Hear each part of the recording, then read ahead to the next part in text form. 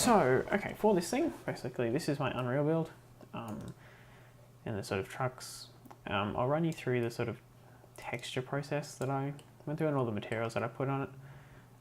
So, in here, this is my materials, and they've all been sort of labeled so that if it gets handed to someone else, they can figure out what's going on. I'll start with my normal map. So it's basically got the normal map, and that's plugged into the normal. My normal map was, for this, not great.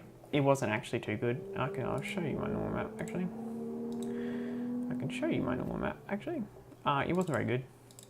It sort of had quite a lot of artifacts everywhere. If I had time, I would 110% go back and fix this. But I decided to leave it in the actual video just because I thought it made it look just a little bit better. And sort of it just seemed worth it to me just have that slight problems for that. Just a little bit better.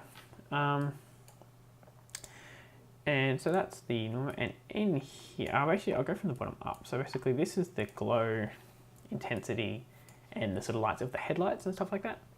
So obviously you have the RGB sort of map, which has just the little headlight things outlined. You have the red and the green, the red and the blue, which is basically stuff that's not getting lit up, and that's plugged into the green channel. And in here, you've got the glow power. This allows you to basically change how bright some of the headlights are. So if I go in and open, I'll just do it, sort of put it down here-ish, drag it up a bit. If I go into the blue, this will be the one on the end, which is off by default, which is off right now anyway.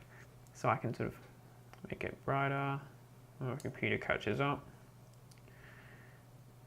Come on, yeah, so I can make it sort of brighter, and I can make it sort of turn them off again. That's just up it. Also with I decided it might be nice to be able to change the color of the headlights. You can also do that from in here. Change the tint of that. I'll go to this truck. I'll go to the radio because that's already on to change the color. Just taking these off, turn them on again.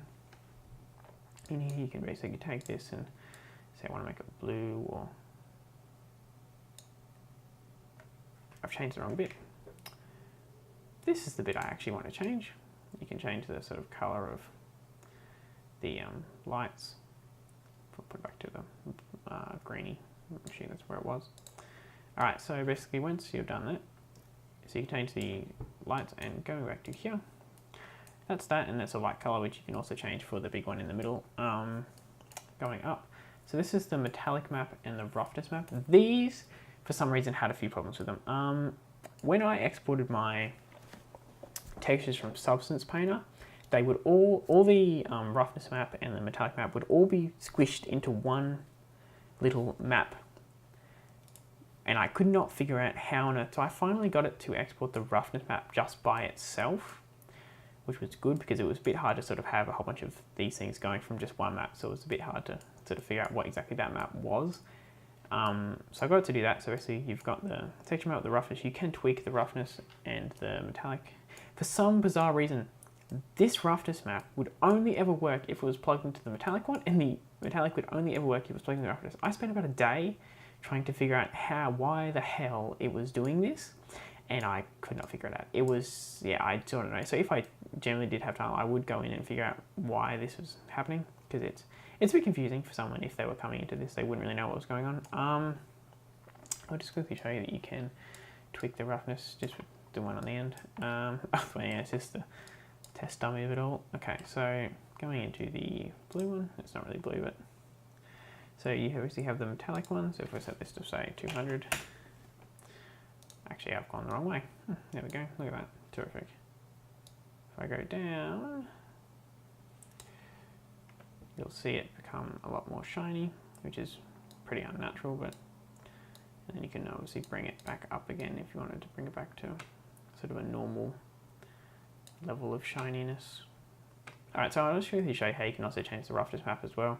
So you've got that, and if you sort of drag this up, the texture gets more rough, and so does the rest of the truck. Obviously you can set it back to 0 and make it look sort of normal again. Okay, so in this, basically, in this top bit, I wanted to, this is sort of where you can paint on the vertexes of the truck, basically to give it sort of like a different color in specific areas, and you know, make it be able to be quite different, to you create lots of variations with it.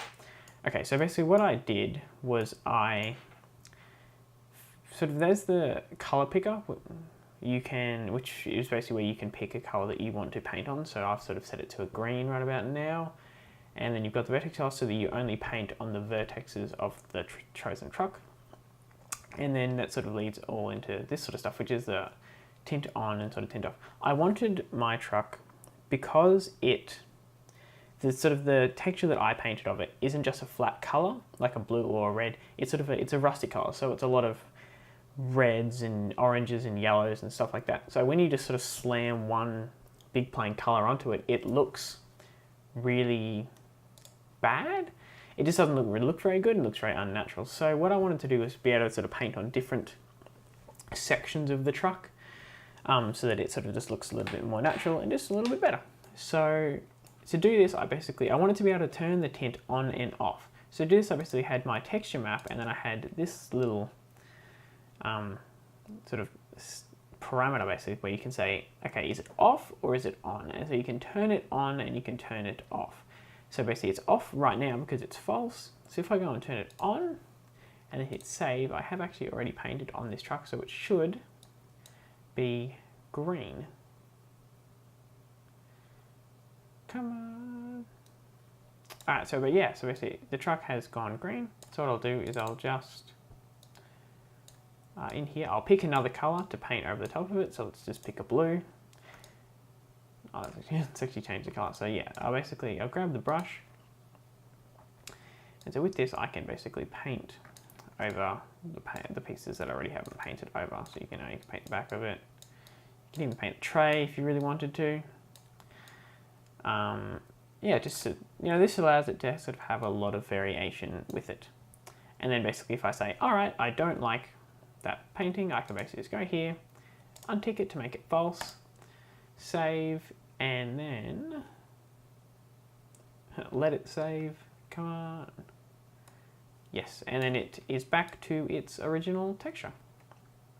All right, so that's pretty much all of the sort of material work that I did for it. Cool. Thank you so much for listening.